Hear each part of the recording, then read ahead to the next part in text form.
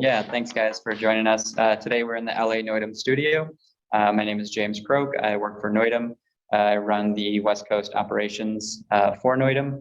Today we're going to be looking at the Perception Neuron line of suits to kind of cover some of what we offer in our product line, but then also some of the software and some of the tech stuff with Inertial Mocap.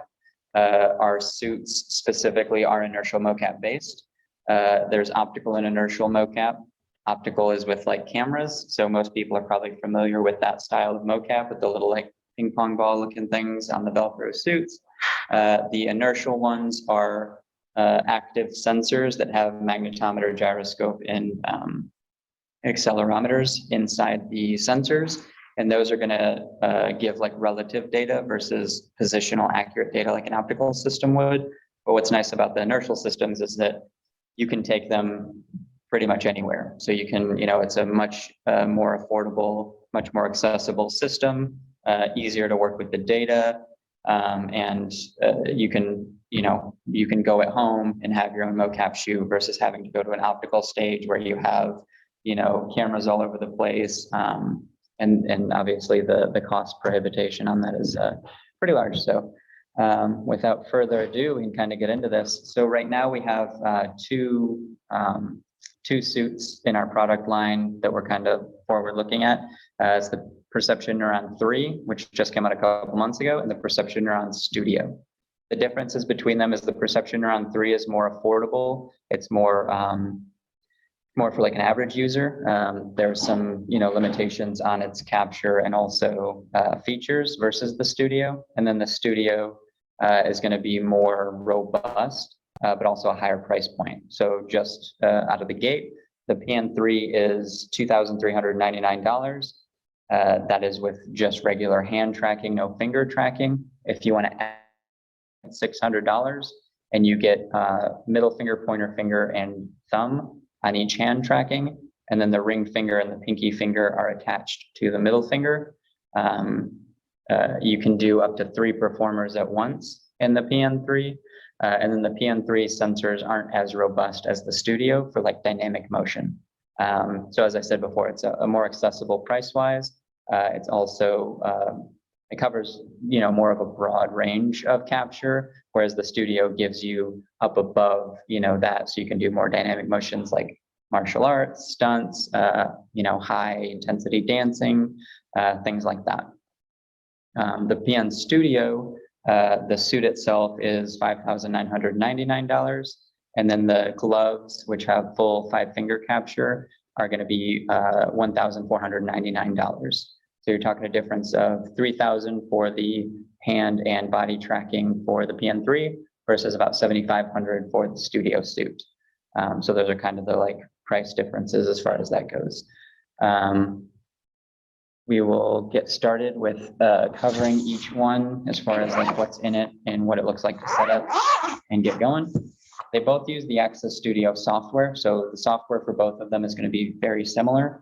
And the differences are going to be like the sensor, the transceiver, and some of the capture potential.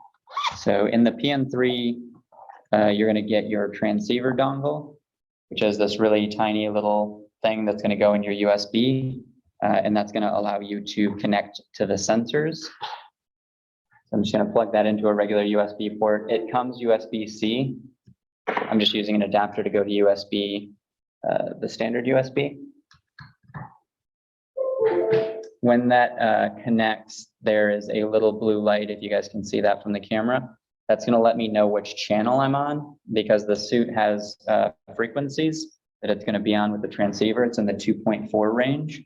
And right now I'm on the blue frequency. So when I connect these sensors, they're all going to be on the blue frequency because that's what we just last connected to. And that way I know that I'm using, actually, let me take that out so I can turn these on. That way I know that we're all on the same channel. So that way I know that they're going to be able to talk to each other. So one of the easy ways to turn all the sensors on is they come in these little dock chargers. So you have these little like plastic snap break chargers. Each charger base will charge up to 6 sensors. You have 17 sensors for the body and there's an extra one, which is a spare. So you have 18 in the 3 trays, and then you have 1 6 slot for the hands. So that's going to be the thumb, pointer, and middle finger for each hand, which gives you the other 6.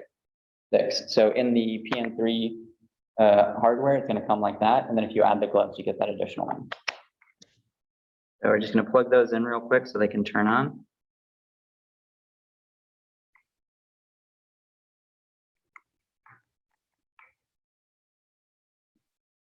And then it just takes, and then now you've got, these are going to be blinking blue to let me know that they're on. Now we're going to plug in the transceiver so that they can communicate with the sensors. And I will share screen once I load up Studio. And that way you guys can see what I'm doing on the software side. With the Access Studio software, all our software is free with the purchase of your system. Yes, I will let that happen. It comes with a little dongle, and the dongle is going to have an activation code that's going to allow you to verify and activate your software. And you need that to get validated to run the capture side of the software. Otherwise, you can do streaming and other types of data management without a dongle. But in order to actually live capture, you need that dongle. And the reason why we did that is because there's going to be modules later on that allow for extra features, and the dongle allows us to verify that you've bought those modules. We're not a subscription based, but there are going to be some services on the software that are like a one-time fee, and that's going to be things like time code and some other options for the software. And if you guys have questions or anything while I'm going, feel free to pop in. You can either do it in chat or live while I'm getting things situated. The PN3, all of our suits are strap-based system. So for the PN3, you have the little sockets.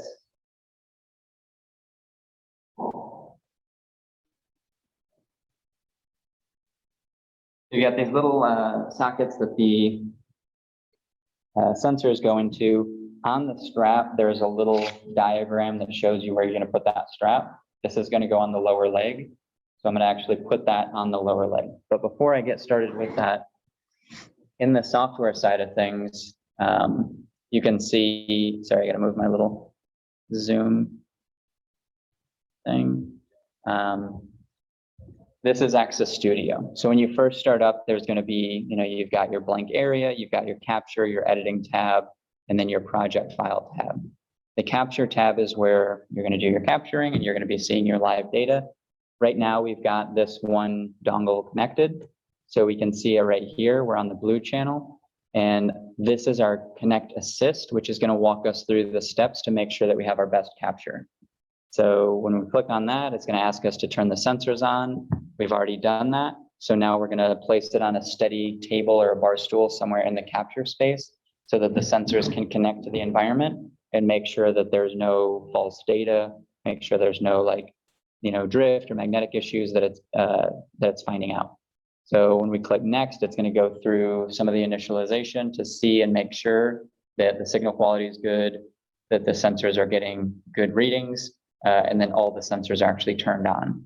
And then the posture is going to pretty much let it know that they're just big chilling in this calibration box. So right here, it says that the signal quality was not good enough. I also have my phone right on top of the dongle, so we're going to move that and just redo that just in case. You want to make sure that you don't have too many electronics that could interfere with that communication, blocking the transceiver and or the sensors. Chances are it'll still pop up with that, but there's steps in there that we can do to clear that. So now it's letting us know. There we go. So this says that we can make sure that they're all docked correctly. So everything came on when we plugged it in, so they're all docked correctly. And now we can do the standard magnetic calibration to help with the environmental noise that it's finding. So all of the sensors are on. We can see that each light is green and that there's not any black holes or any missing spots, so they're all on. So we're going to hit start, and now we're going to go through and do a little magnetic calibration.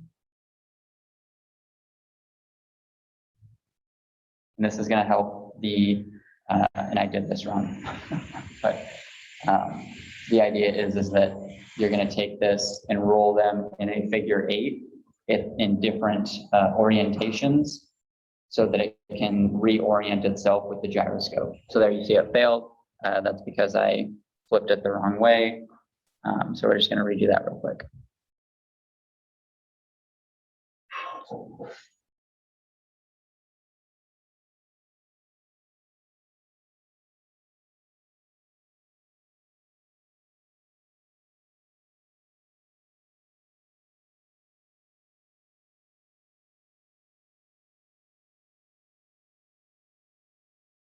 Hopefully that was a better version of that.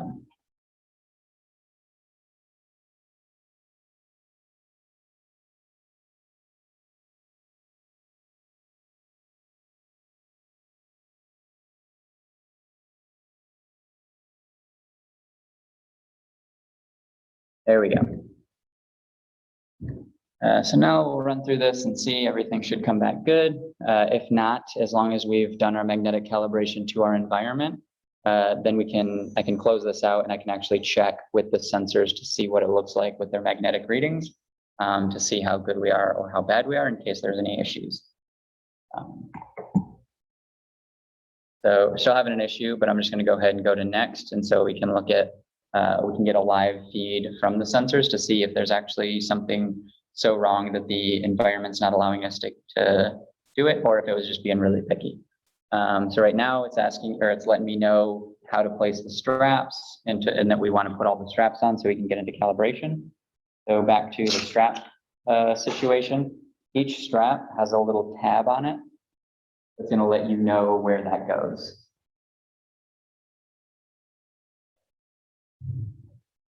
I don't know if you guys can actually read that, but this is going to be a calf strap. So this is going to go on the calf. Each sensor is meant to represent a bone. So you want to put the sensor as close to a bone usually as possible. For our shin bone has like a pretty nice flat surface right there. So we're going to put the shin bone sensor socket right there where it would lay flat on the shin bone. On top of each sensor, there's a little description of what it is. So this is left leg. So that's going to go right there into that socket. And then I'm just going to go through and do the rest of this real quick. The thigh bone, the closest for that is going to be on the side by your seam.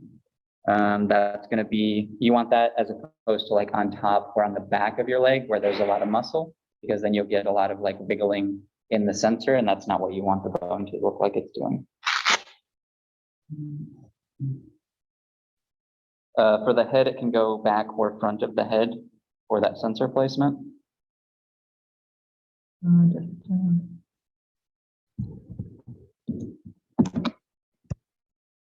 And on each sensor, there's a little power button, so you can turn it on manually or turn it off manually.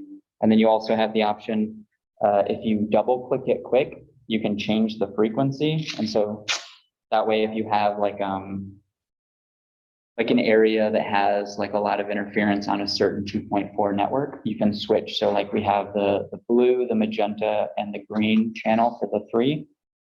So if you have potentially an issue on like the blue channel or the green channel, then you could flip over to a different one to get you better traffic or less traffic on that frequency.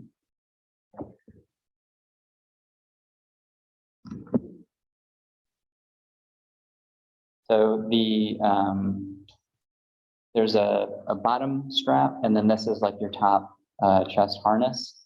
So this is going to have, and one of the things to do to make it a little bit easier on yourself is to put these sensors on before you put the strap or this on, because it's harder to reach your back once this is placed. I'm just going to replace these real quick before I put this on.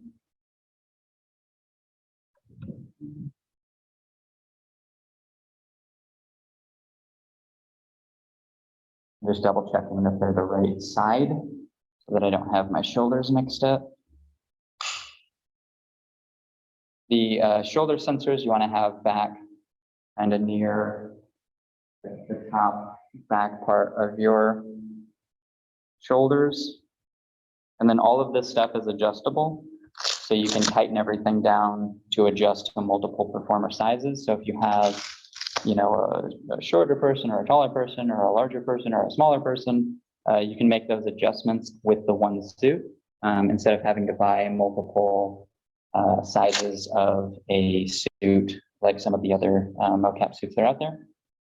We do have the option to purchase like a zip-up suit that is more akin to some of the other styles of mocap suits.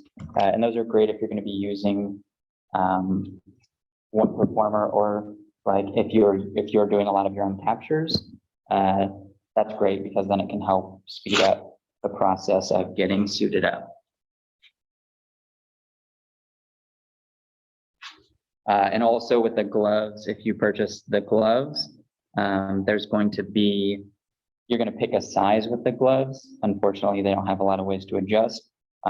So if you have multiple size performers, that's something that you're going to want to maybe consider, you know, if you run in your own studio or if you're doing your own shoots and you have different performers that you're going to be working with, making sure you can accommodate them.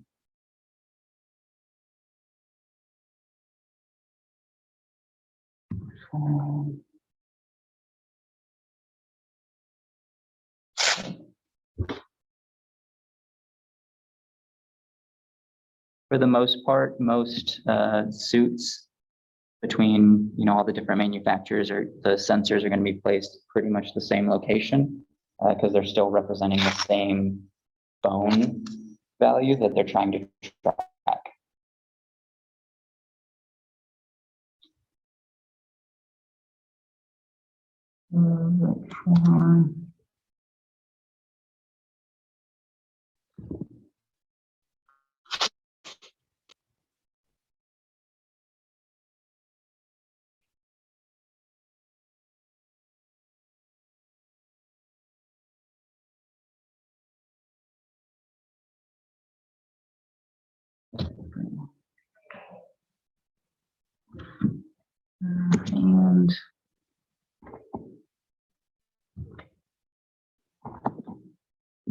And the fingers are good to put on the gloves before you put the gloves on. Once you put the gloves on, it's a little bit harder to get the sensors into place just because they're already kind of tight on your hands.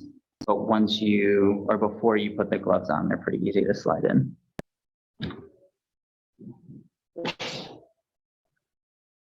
Right now, the sensors can get put in, you know, facing different directions. Once we get calibrated, then the sensors are going to know which direction they're facing. So once I get these on and we connect, the skeleton's going to kind of be all over the place. But once we calibrate, it'll let the sensors know which way is up, which way is down, left, right, all that fun stuff.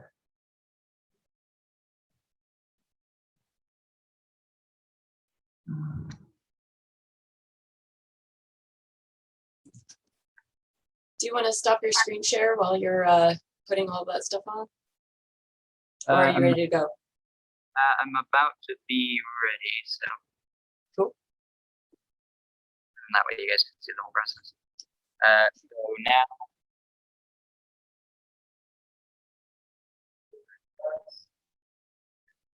Just a little bit easier to put them on, or put them in before you put the gloves on.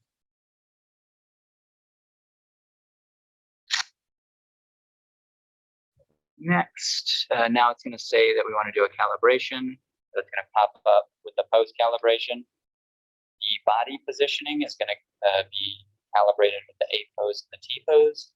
And then the B pose and the P pose are specifically for our finger tracking. Right now, we've got all 4 poses up. I'm actually going to tighten this up just a little bit more. For that. And then, so for us, our A pose is similar to some other brands' I pose and to some other brands' N pose. But this is our A pose, which is hands by your side, feet close, standing straight. Our T pose is pretty much the same, but we have the thumbs down at 45. Our B pose kind of like a prayer pose, 45 thumbs. And then our P pose is kind of a soft pinch pose. It's just like a loose fist with your forefinger and thumb touching.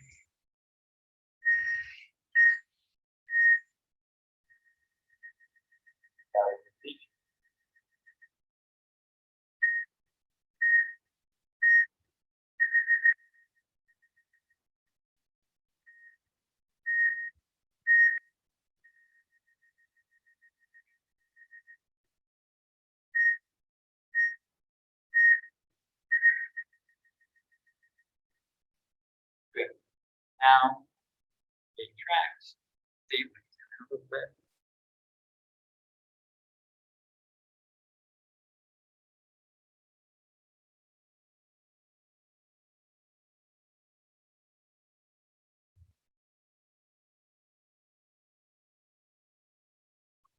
Camera follow, and now you guys can see this is our pantry tracking.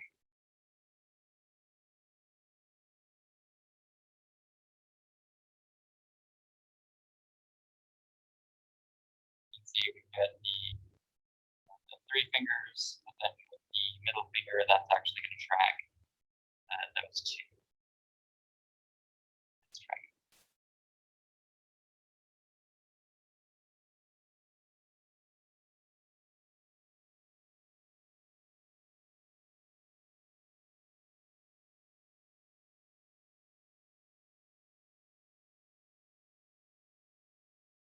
So from here in our software, now you can get different live information from your sensors. So here we've got, this is going to be our signal strength. So green is good. Yellow is letting you know that the signal quality is going down. And then you can also click onto magnetics. Right now being right here by my computer isn't too great. I can do the what I should have done before I put these on is check the magnetics on the sensors and then rerun the magnetic calibration. And what that does is that'll erase some of the magnetic values in the environment to give you that better zero process. So right now our magnetics are kind of high. Our body dimensions, that's going to be where we put in the, how big my head is, how long my forearm is, all that fun stuff. They do have templates, so if you wanted to just do like a quick version, I'm like a male 175. So this gives you the majority of like an average of those sizes. If you have, when you're doing a shoot, you want to be more specific with your sizing so that way you get the best data possible, or as you transition from your mocap stream to whatever your animating software is going to be. So being accurate here is going to get you more accurate later on. Here's the measuring chart, so you know which part of the body you need to measure for that input. Down here, you're going to have specific performer actions. So if you have 3 performers, this is going to allow you to single each one out, versus up here, this is for all the performers at once. So this is going to let you calibrate. This is going to take you back to origin. So what happens is with virtual or with inertial systems, wherever you calibrate, that becomes 0.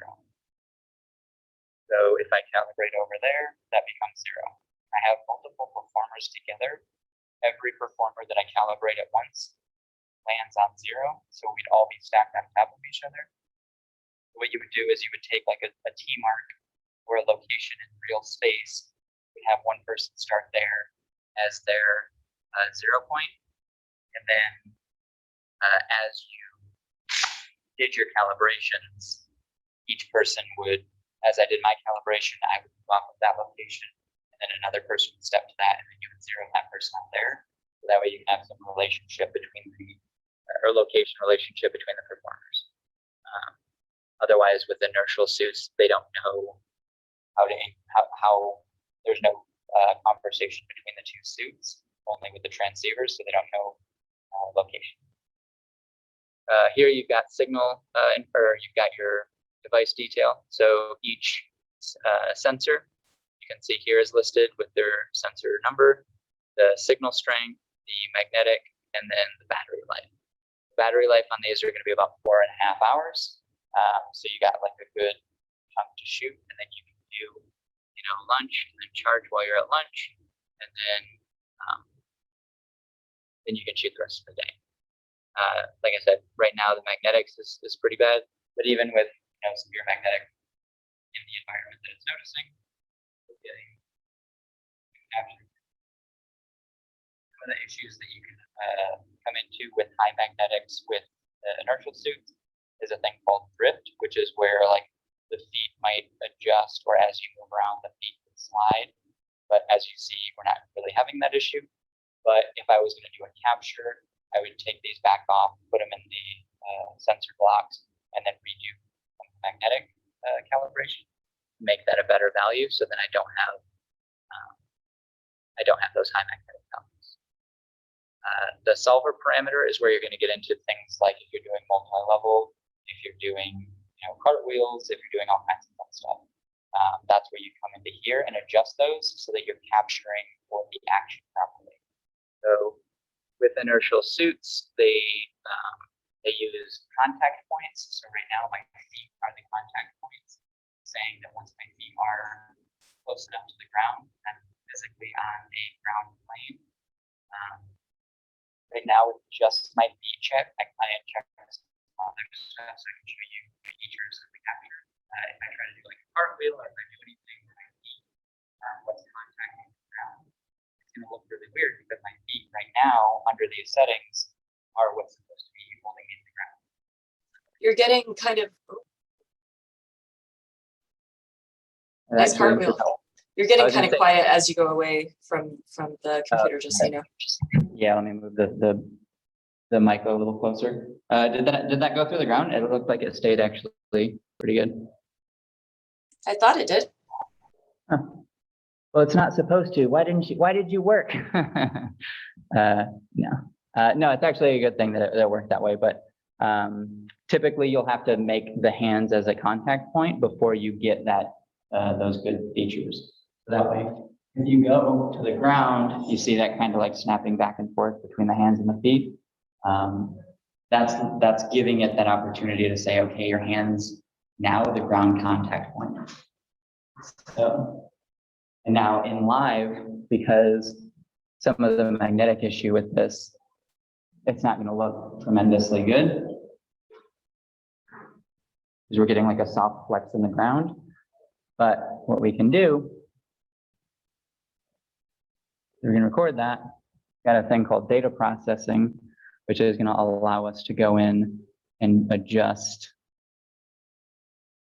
Now, sometimes you might have to do a little like tweaking, but here we already did. Now you can see the shoulder came off a little bit. That's part of this right here. So each one of these colors here, these are contact points. So you have the left foot, right hand, left hand. So it's going to let you know when that's actually touching the ground. Here, it came in kind of early. And so it came in a little too early for that contact point.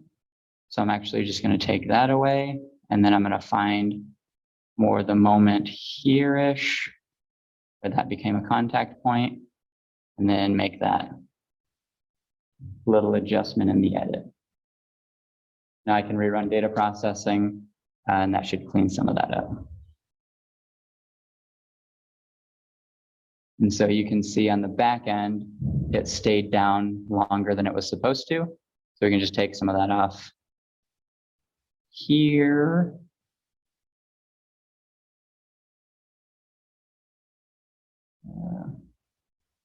And so that like disconnect in the arm that you're seeing on the data, that's just it trying to find it on the back end where that disconnect is. So we just need to be a little bit more, shave like a couple frames off. Oops. And then that's just going to open that up to loosen that arm up earlier. And the more that we play with that, the more accurate that becomes. But that being said, also the PN3 isn't the greatest for some of these physical actions, just because of the sensor, the accelerometer in it as far as that goes. But we should still be able to get some pretty good. There you go. So there's still a little shoulder that you can notice just coming down a little bit.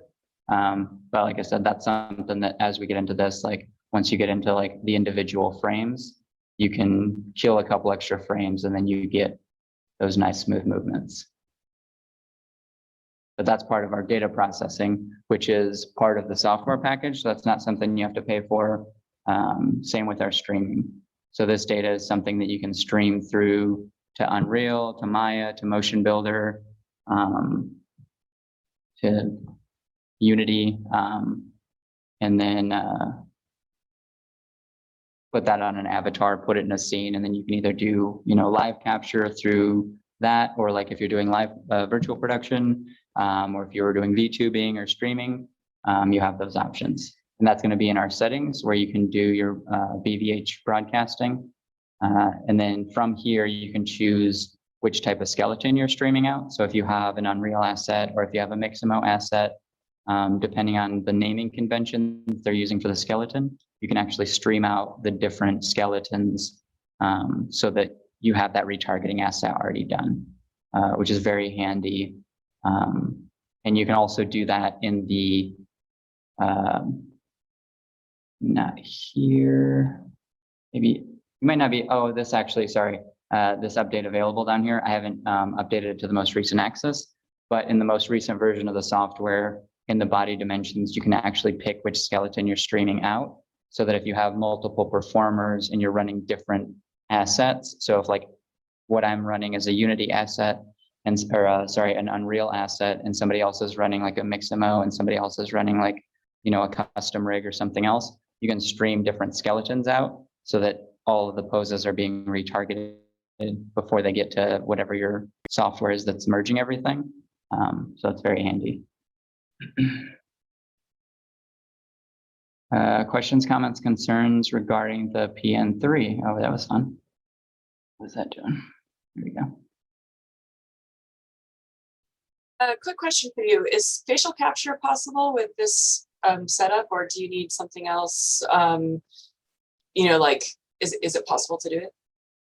So you absolutely can do facial capture, but it's not part of our ecosystem. So we very specifically work on body and hand capture to make sure that that's as good as possible. Before you go into something like Unreal, or before you go into, whatever your end production program is, or your end animation program, we don't have a way to combine with our software face tracking. So like for us, when we do face tracking virtual production stuff, we use the live link through Unreal with the live link iPhone app.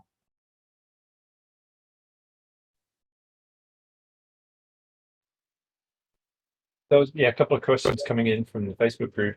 One was about the streaming into Unreal. I think you may have mentioned that already, but that's through live link as well. Yeah, so if you do, you're going to connect through live link to get the data incoming. So live link through Unreal is kind of the main intro pipeline. So most things are going to use that as far as live. So, your iPhone's going to connect through live link. We come in through live link.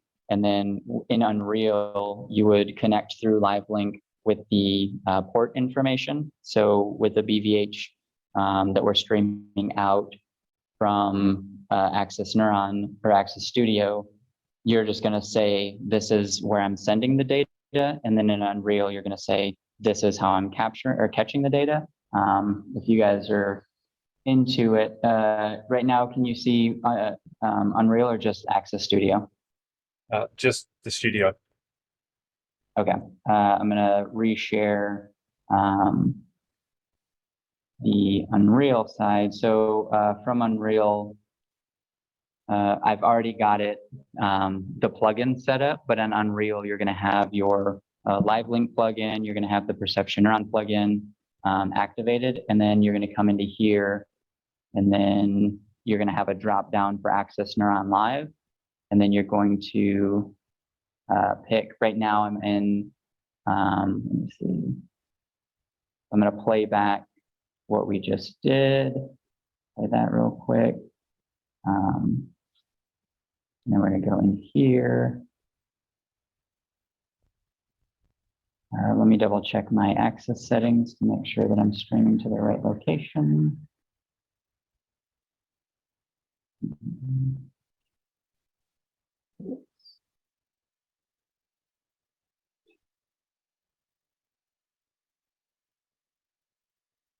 But yeah, just through Live Link. Right now I'm going to turn that off because we're not doing is UDP. And then right here we've got that character. And then so now, let's see, I think that I'm not streaming out the right skeleton, so let me fix that.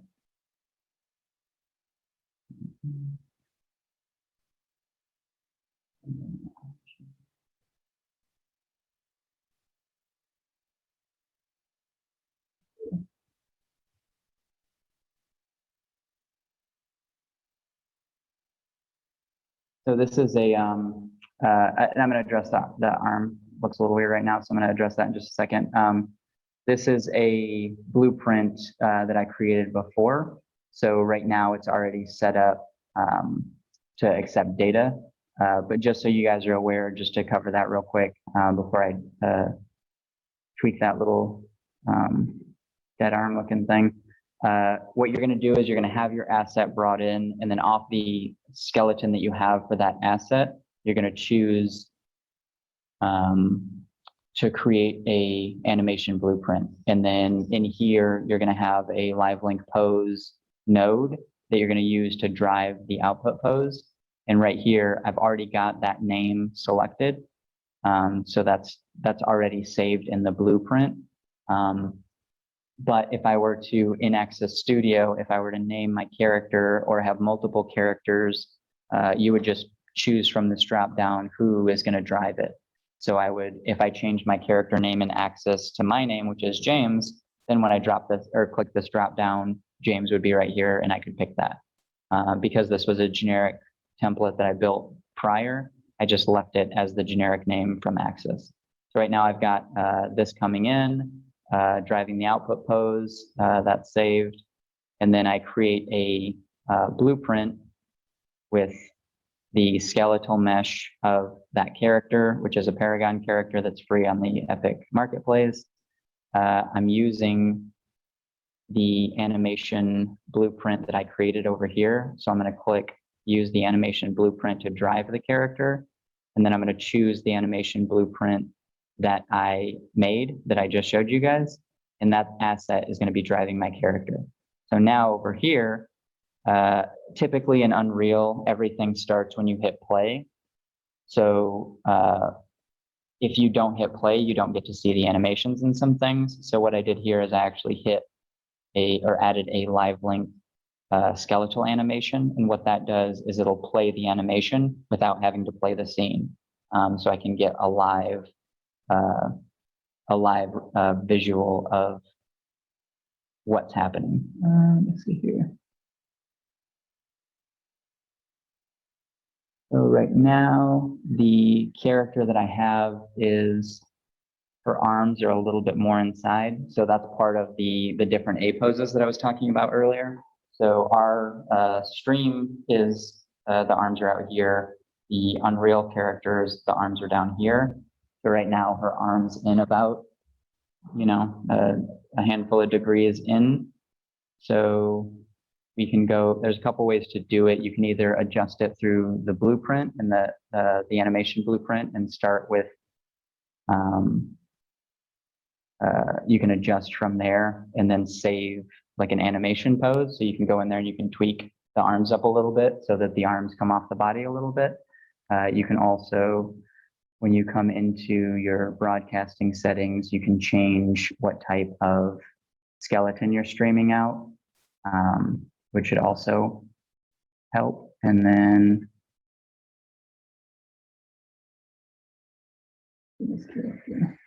sorry guys, I'm trying to like compare what my body is doing to what her body is doing just to see. Let me actually, I'll screen share both just so you guys can see. Yeah, the screen. Here we go. So you guys can kind of see both now. So you can see that on the left side, my arm, not necessarily dead, but it's definitely droopy and it's kind of inside. And so that could have been more my performance than anything else. And what happens is this is also part of the characterization process, is finding out like at these moments what that character represent looks like. So right now, it's not necessarily that it's that far off of what I was doing. It's just that when you have a character model that has different dimensions than what I'm doing, you can start to get some of those issues. Let's see.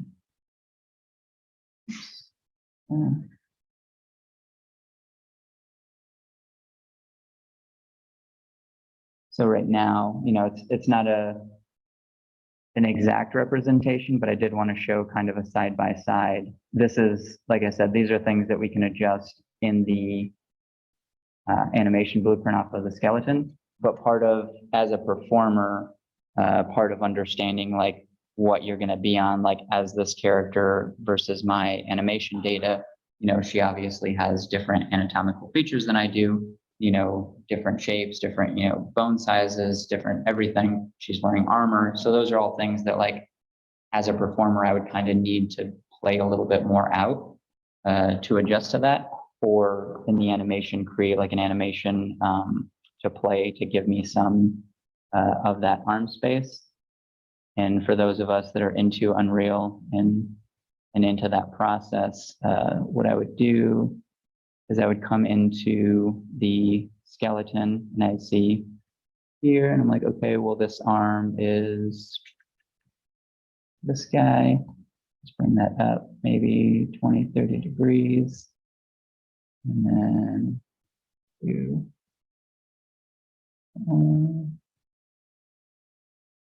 hopefully you guys enjoy Unreal stuff too. So this isn't just completely. I think everybody does, yeah. Okay, good. But yeah, I can create a animation off this current pose, save that in there, and now that's something that I can add to my animation blueprint to help boost out that reference pose. And this isn't, like I said, you know, I'm not a tremendously, you know, great Unreal person, but I try to figure out enough to get in trouble. And so there's ways that I know how to make it, you know, oh, I actually need to rotate her shoulder too. But these are things that like through the animation process, through the characterization process, it's hard to drive on a laptop with gloves in your hand. But these are things that like you can either, there's, you know, multiple ways to skin a cat. In our data, you know, I don't have, my shoulder is a little forward, but not too bad. So that's something that like I've noticed with some Paragon characters and with some assets that there is some like bone roll and some other stuff that you can set up in that like create an asset pose that I just did, where you can do small maneuvers to try to get their pose closer to what is being streamed out as a reference pose to clean some of that up. And not that, you know, she's the best representation of my physical stature, but I do sword stuff too, so sometimes she's fun to cover. But yeah, so it's that easy as far as like the live link to get the stuff into it. And then as far as like, you know, if we go back into capture, I'm still connected. So what we can do is just go back into our live link and then just reconnect the live source. And then so now, instead of using, I'm just going to use 7001. because that's our capture. And so now, where is she? Now I can drive that character on.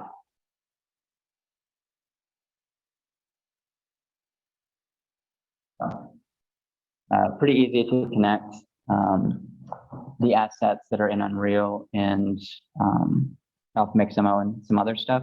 They're pretty good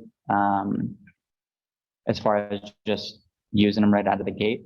There's usually not a whole lot you have to do to kind of settle into them. There are things like if you are, as far as, sorry, I just saw the question about Unity. It is a similar process with Unity. There's like, I would pull Unity up, but I'm not as well versed in Unity as Unreal, and I won't subject you guys to watching me stumble through that. But the idea is that it's a very similar process. Once you have the plugin for Unity, Unity is a little bit different in that when you bring your asset in, you're going to select that it's a humanoid and that you're going to, drive it with the asset, and then you create. I don't remember if it's called a control. I don't think it's called a control rig, but it's something similar to that, where then you select that you're going to drive the character with that, and then you connect the port to that through Unity. And so it's a very similar process. It's just that it's just a little bit different terminology. But yeah, it's the same idea. And you still can do live streaming or bring your FBXs in or whatever. But this is the process if you're going to do like a live character. If you're going to do, live production, or if you want to test assets, this is a really good way to like test assets where you can bring them in to check them out, to make sure that like, the bone data matches, to make sure that, things look pretty good. And then you can go in there and do like all the nice animation cleanup where you add, spell effects, or you add like, the whooshing animation on the sword, all that fun stuff. So then after that, if you actually want to bring the animation in permanently, what do you commonly do? Do you export it from the PN side, or record it in a tape recorder, or how in Unreal particularly? So virtual production is like one of those things where it's like there's a million ways to skin a cat. So it's kind of like the preferred method of the person doing it. Like what I would always recommend doing, like just getting the raw mocap, like on the software side of Access, like doing a take, getting the data, making sure that, your data looks as good as possible, doing any tweaks or editing that you might need to do in there. And then, if you want to take it into Motion Builder or Maya, or if you want to just go straight into Unreal, that's fine too. But because like, once it's out of Access's hands, there is some tools that Access has that are really nice, as far as like our data processing or some of the other stuff that you might want to do before it gets into Unreal that might just make that process a little bit easier. But you can, record that into Access, and then you can stream it into Unreal, and then you can capture with the take recorder and create an animation asset, from that. You can record it in Access, export it as an FBX. Sorry, let me show you guys some more of that, the software side of things. So here we go. So in the project file here, you have ways that you can organize, if you want to open stuff up and play with anything or check anything out. You can obviously do that here. And then if you wanted to export it, you can either export it here while you're in live view or while you're editing it. You can make a copy if you want to do any tweaks and save the different versions. You can also do like batch exporting. So if you wanted to export all of these out, you can export them as an FBX, and then you can pick that, what skeleton you want to export it as to make sure that it matches your asset. And then when you export that, you can bring those FBXs into Unreal or Unity or whatever, and then drive your asset that way. So you've got several ways to go about it. My preferred method is to lock down the animation in Access, and then depending on the project, I kind of bounce between either or. I'll either do an FBX export and then import it into Unreal, or I'll lock it down in Access, and then I will do take it into Unreal, do any tweaks that I want in there, do a take recorder version of it while I'm live streaming the Access, while I'm streaming this over. So like, I'll actually show you my process real quick, sorry. Share screen. So if right now I'm on this character, but like what I can do is drag this guy. You can drag, right, all my windows are like super scrunchy right now.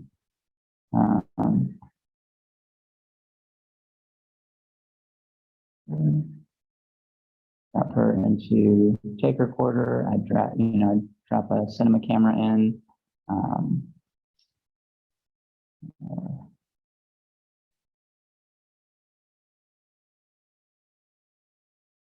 There you are.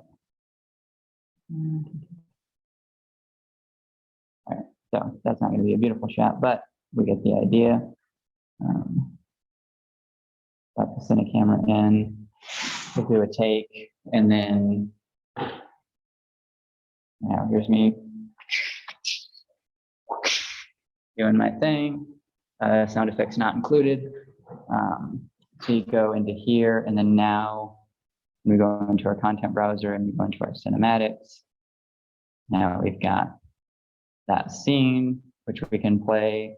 You can also go into the folders and you actually have the animation. So then from here, you can do tweaks, like you can cut it down, and then you can blend it with other animations, make it a triggerable event if it's like a video game or something. And then I go into, sequencer, and then this is where I would do any of my edits if I needed to like adjust anything. So like if my character was a little bit higher on the ground, or if like, when I was doing my steps, like if I didn't land exactly where I wanted to be, I just adjust my character in the animation or, the location, and then just replay that animation, and then do an export from the cinema camera that I have. And then I also do like camera movements in the timeline. So if you, open up your camera track, you've got your transform options here. So you can keyframe, your location here, and then you can go, over here and move the camera and say to keyframe that. And then now, you've got, it's supposed to work that way. Like I said, I'm not that great at the things that I do, but I can show you the animations that I've already done that in. But yeah, the idea is that once you have that animation in Unreal, that becomes one of your editing tools as far as cleaning up any animation, tweaking anything. If you're doing something where you're going to be doing like a full feature film, or if you're going to be doing animation where the production, has to be insanely perfect, then, there's other steps in the process that I would recommend, like going into Maya or Motion Builder, fine tuning, just to make sure everything's as smooth as possible. And also because, from here, this character is very much, sorry, there's a delay right now because everything's overheating my computer. But the idea is that like, this character is not matched to my proportions. So as I move around, she's going to kind of float off the ground a little bit. She's going to be doing motions that don't settle the same on her bones as my bones. So if you put that into something like Motion Builder or Maya, then you can actually make sure that the data is more representative of what that character would be doing. So like if I'm a giant troll, my steps are going to be much, smaller, and some of my movements might be kind of like we were coming across with, her arm is like, if I'm an ogre and I sit like this, chances are my arms are going to be going through, like my chest muscles or my, big belly or whatever. So like you're going to have to do some of your body and acting changes to be that character. And then if you go into like Maya or Motion Builder, you can do the small tweaks to settle and make all that fun stuff. And same like in Unreal, you know, you want to have like your physics, you know, so you can have like clothing move and you know, your muscles ripple and skin stuff, all the things that make it, you know, to that next level. And those are things Amazing. that I don't. I don't do that stuff. You know, I do a much simpler version of it. But so far it's been what I feel like is potentially effective enough. You know, I've been able to make some pretty fun animations with the suit and with, you know, I'm also a stunt performer, and so if you guys can obviously see all the stunt pads behind me, but we've done, you know, some pretty cool stuff with like wire work and you know, doing things that, and that's not with the PN3, that's with the PN Studio, but the idea is the same as far as the process. So we've done some fairly interesting stuff, and that's one of the things that I like so much about this is that the process is simple enough that someone like me, who is not a, you know, tremendously tech savvy person, can, you know, do something like this where I have my stunt performer friends come through. You know, we do some wire work, we do some contact, we do some, you know, fun stuff, high intensity stuff that, you know, Inertial's not necessarily made for, but we still did it. And, you know, the data came out pretty solid. You know, there was a little bit of animation tweaking I did in Unreal. So I did a little bit of editing in Access, and then I took it into Unreal. And then I did just a tiny bit of location tweaking, just like moved his foot or I just moved him just a little bit higher so that his foot, you know, landed on the asset better.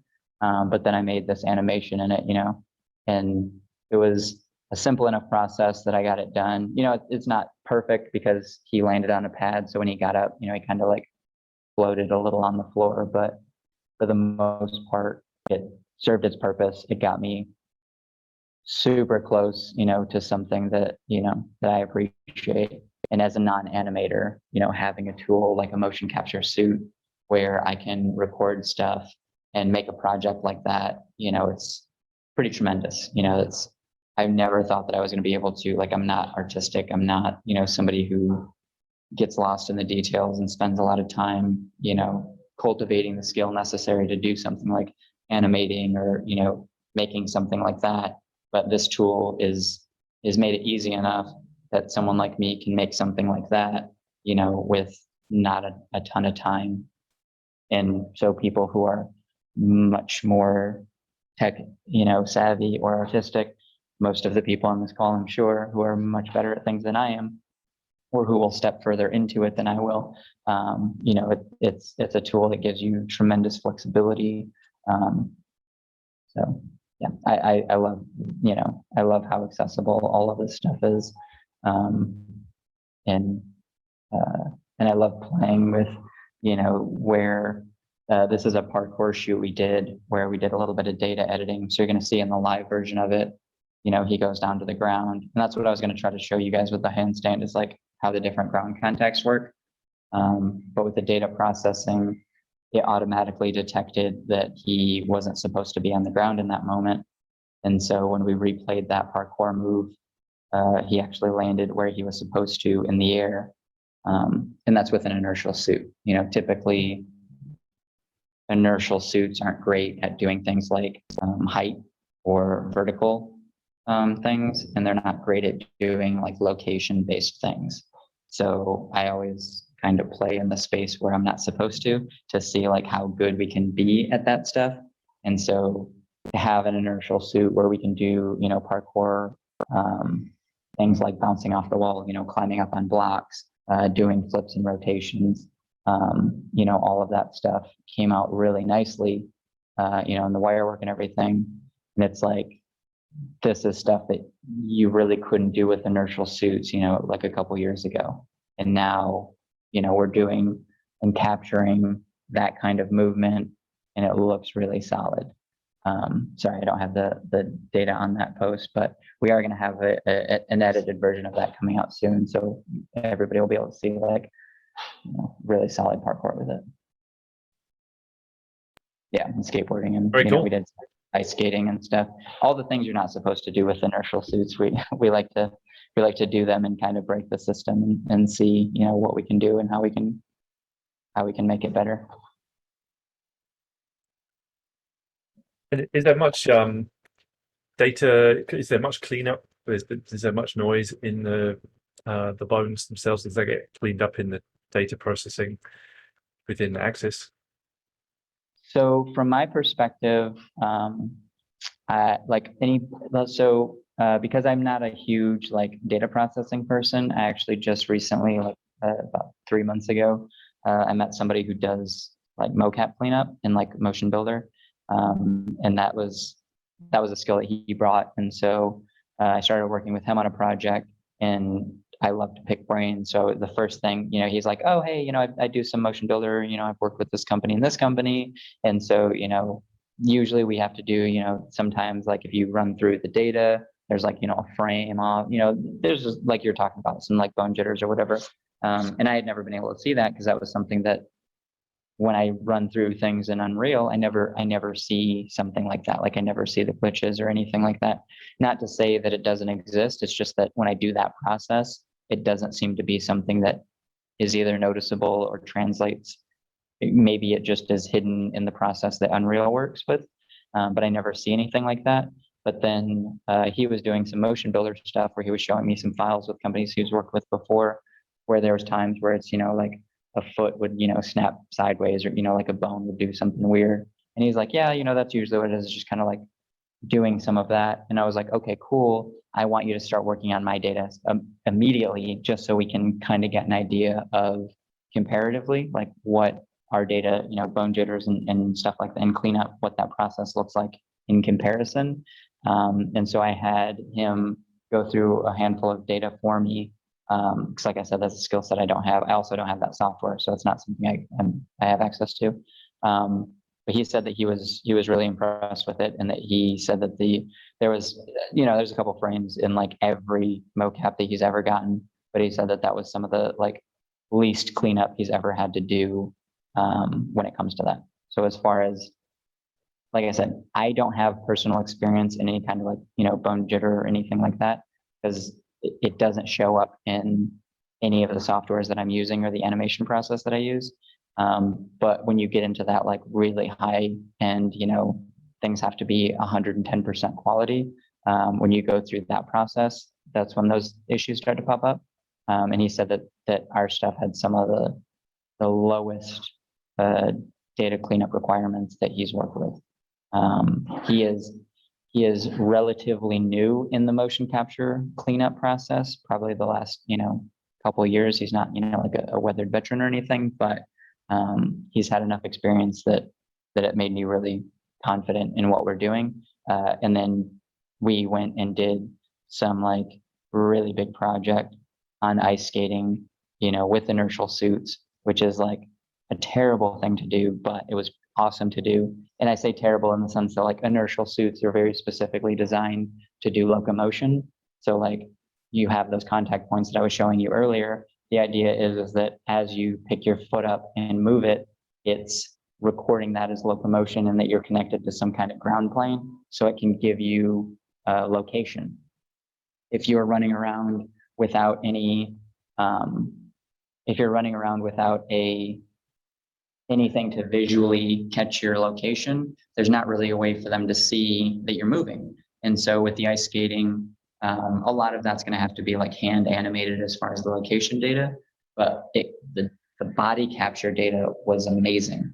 And so even with him having to data edit some of the weirdest capture that I've ever done with inertial, in a way that you're not supposed to really do with inertial, it actually came out really good.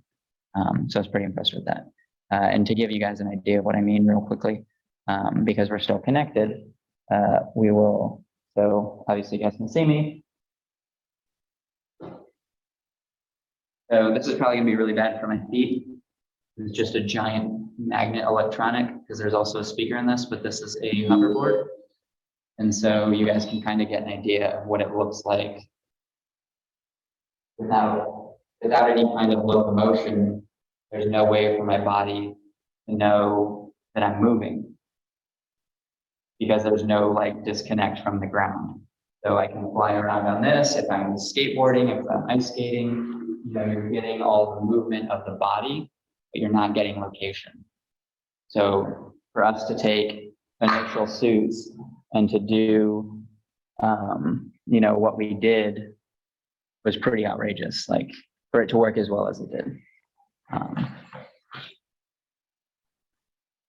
Is there anywhere to see that, or is that something you're going to share at any point? Potentially at some point, but it was like very, very NDA as far as like any of what we were actually doing there. But I can at least talk about that we were in an ice skating rink. That's amazing. But so at some point, hopefully in the next like couple of years, because projects take time. That's something that will have a really nice package like behind the scenes and everything. But yeah, I mean, I love pushing these in all of the ways that inertial suits really aren't supposed to live, just because you tend to find out really, really like solidly where some of the boundaries are, and how to play within those boundaries. And so, doing wire work on inertial suits, you're not getting that location data, so you don't have the best, results when it comes to the location stuff. But because you get such good body capture, a lot of that location stuff can be tweaked. We did body contact's kind of it's not a great thing for inertial, because like I said, if this hand is one person in a suit and this hand is another, there's no way for the sensors to know that they're touching in any way. They're only relative to each individual performer. So if you're doing something like, where we were doing contact with that animation I showed you previously, that's kind of a difficult thing to achieve with inertial to make it, really accurate. And so typically there's, an animation process where you can adjust some of that and kind of clean up the location of it. But just from our testing, like we got really good results from just like the raw data, which is kind of insane.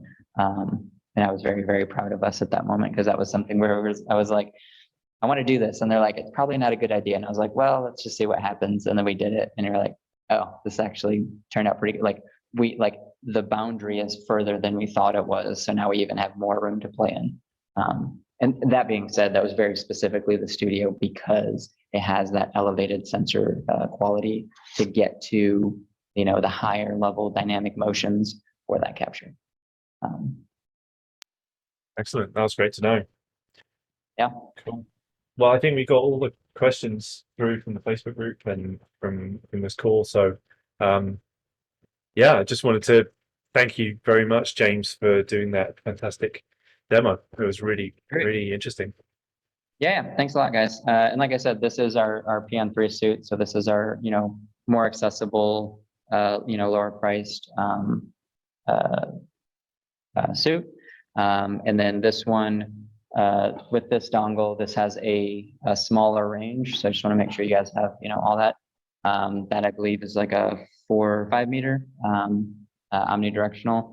And then our studio suit is, I think, 7 meters, but you can do mesh networking. So like in our space right here, which is, I'm about halfway through our space, we have a bigger volume than what you guys see right now. It's about a 25 by 25 room. And with one transceiver, we can cover the whole space. With the PN3, if my computer is over there, I can use about 2/3 of the space before I start to edge out to where the signal strength isn't as good as it should be. Just so people are aware, as far as like, if you have home capture plans, depending on the room size, depending on your capture space, depending on what you're going to be doing, that's why we have those 2 levels of suits, is to really target and make sure that you're getting what needs that you have are met based on your situation. And feel free, if you guys want to like reach out to us, if you have like, a specific situation that you're looking to fulfill. If you have questions, comments, concerns about our suits, like feel free to let us know. Because we love playing and showing. So thank you for joining us. What's the best way for people to contact you? They can contact me specifically. I'm going to put my email in chat. This is my work email.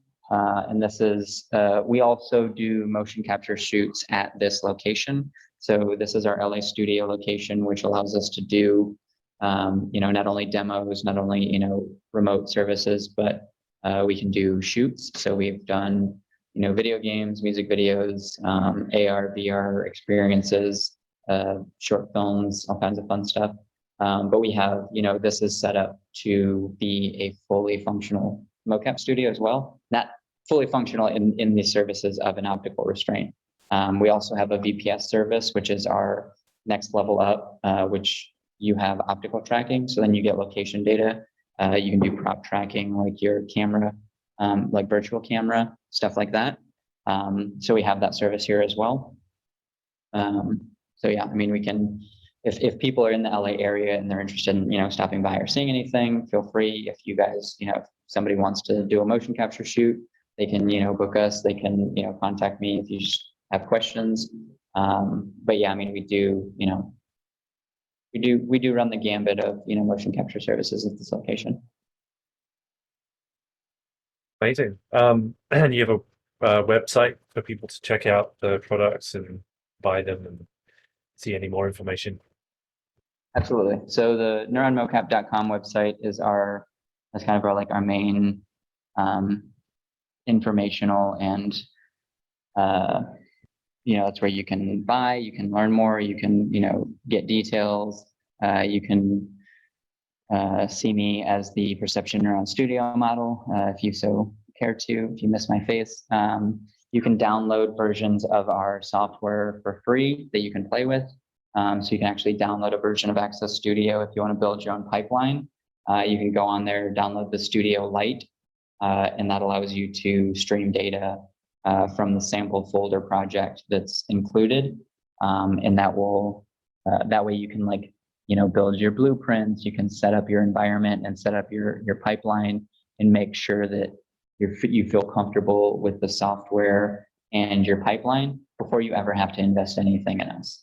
And then it also has information about our Noidum VPS service, which is, prop tracking, location, the hybrid inertial and optical solution. So if you guys care to learn any more on that, we can also, if anybody's interested and they're available and they want to come in, they can do, we can do demos on it as well. And so all that information's on our website. You can find LA Studio on Instagram. If you guys care for that. I'm not tremendously good at keeping it updated, but if we do some pretty fun things, I try to post them up there whenever I get a chance to do editing. And that's Noidum_LA_studio. We also have a Noidum Mocap, Instagram. We got a ton of ways for people to stay connected and get information. But yeah, I mean, you're more than welcome to use me as a launching off point. So if you have questions, if you have a use case that you feel is specific, let me know, because chances are I've met someone else doing something similar and can kind of give you an idea of either what their experience is or, what I've seen as far as the best workflow. And that might, save some time or help you guys out if you're in any interest in that. Amazing. Yeah, thank you. Thank you very much for the offers and very generous and for your time going through all of that. That was really cool seeing it all the way through into Unreal and understanding the workflows and understanding what you guys are up to. And yeah, I learned a lot today. So yeah, I appreciate it. Awesome. Well, thanks guys. Thanks for joining me and thank you for your time. I really appreciate that. So, yeah. And like I said, feel free to, contact me if you guys have any questions. I'm obviously in the Facebook group. So if you guys want to, message me or tag me in something or whatever, feel free, reach out.